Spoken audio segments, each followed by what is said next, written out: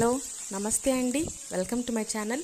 ఈరోజు ఆలు బఠానీ కుర్మా చూపించబోతున్నాను. Green peas masala. దీనికి 2 మీడియం సైజ్ ఆనియన్స్ తీసుకొని ఇలాగ చిన్న చిన్న పీసెస్గా కట్ చేసుకున్నాను. ఆయిల్ వేసుకొని ఫ్రై చేసుకుంటున్నాను. 2.5 టేబుల్ స్పూన్ వరకు ఆయిల్ యాడ్ చేసుకున్నాను. ఇందులో ఈ తరిగి పెట్టుకున్న ఆనియన్స్ వేసుకున్నాను. ఇవి బాగా బ్రౌన్ కలర్ వచ్చే వరకు ఫ్రై చేసుకోవాలన్నమాట. ఆనియన్స్ బ్రౌన్ అయిపోయాయి కదా. ఇప్పుడు ఒక పచ్చిమిర్చి చీలికను వేశాను.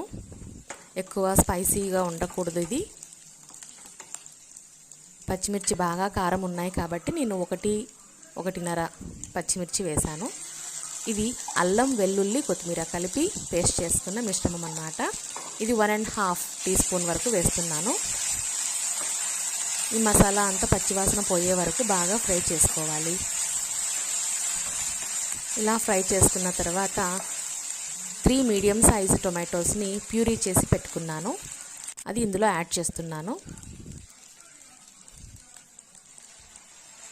మనకు గ్రేవీ అంతా కూడా ఈ ఆనియన్స్ అండ్ టొమాటోస్ నుంచి బాగా వస్తుంది. ఇది బాగా ఫ్రై అవ్వాలన్నమాట.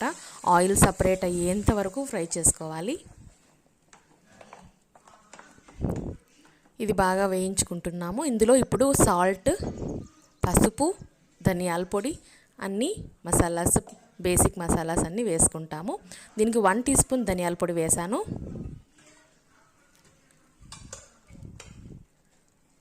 సాల్ట్, కారం పొడి, పసుపు అన్నీ వేసి ఇంకొకసారి ఫ్రై చేసుకోవాలి.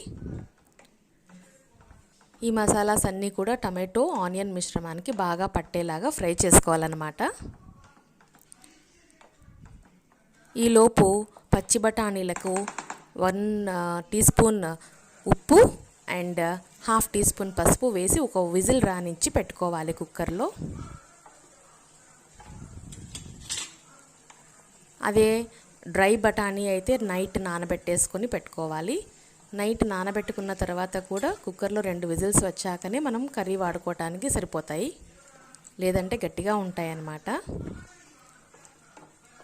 నేను ఫ్రెష్ బఠానీ తీసుకున్నాను. దీన్ని ఒక విజిల్ రానిచ్చాను అన్నమాట కుక్కర్లో. అలాగే ఆలు కూడా కుక్కర్లో 3 విజిల్స్ పెట్టేసుకున్నాను. 250 గ్రామ్స్ వరకు ఆలు తీసుకున్నాను.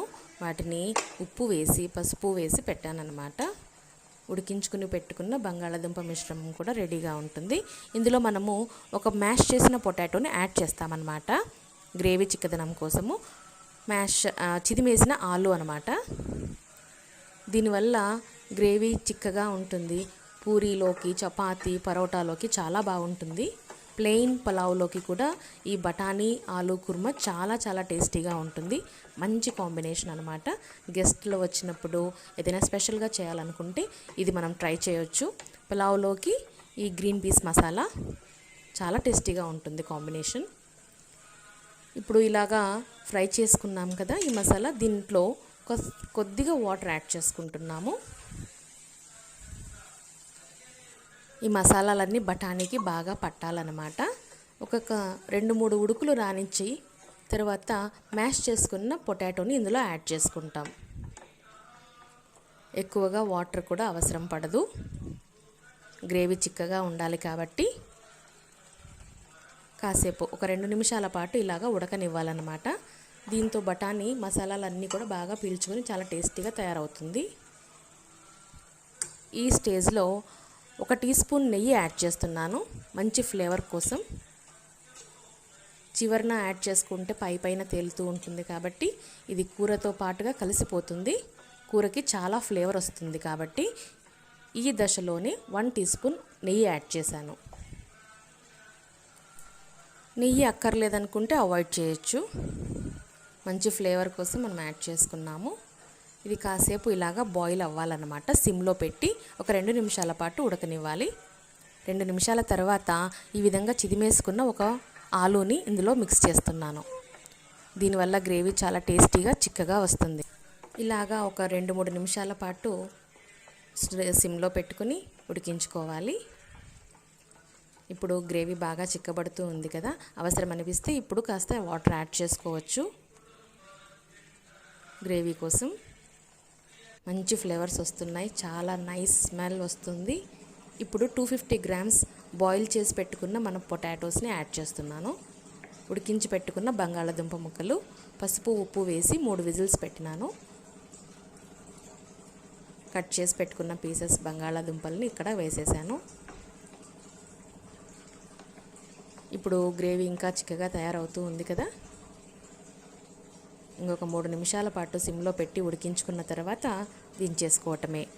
ఎంతో టేస్టీగా అనిపిస్తుంది కదండి. చూడటానికి చాలా కలర్ఫుల్గా టెంప్టింగ్గా ఉంది. చివరగా 1/2 teaspoon garam masala add చేస్తున్నాను. అంతేనండి, టేస్టీ ఆలు బఠానీ కుర్మా రెడీ అయిపోయిందండి. దించేసుకోవటమే. చూడడానికి మంచి కలర్తో మౌత్ వాటరింగ్గా అనిపిస్తుంది కదా. చాలా టేస్టీగా ఉంటుంది, ట్రై చేయండి. Thanks for watching. Please subscribe my channel.